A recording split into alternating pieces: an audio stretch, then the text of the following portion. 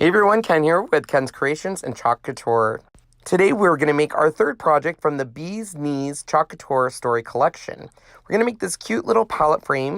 And I know you're saying it looks like it's from a different project, which it is going to be used in a project later. We will start off by using the Home is Where Your Honey Is transfer and the Sweeter Than Honey transfer.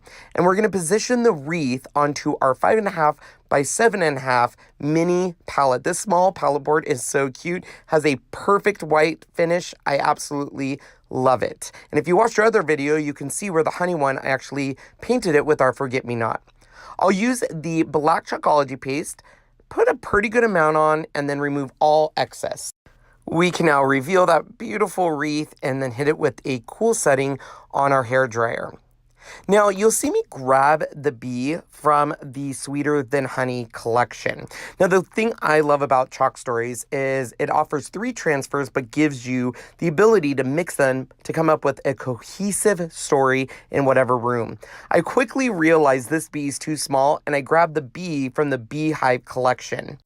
I place it in the center of the wreath and then grab the bumblebee yellow to actually make that bee pop off that palette frame, and just look at how cute it is.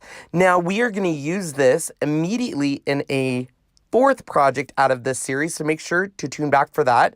All of the links are down below. I would love it if you supported us by using those links when you shop for Chalk Couture. Thanks everyone.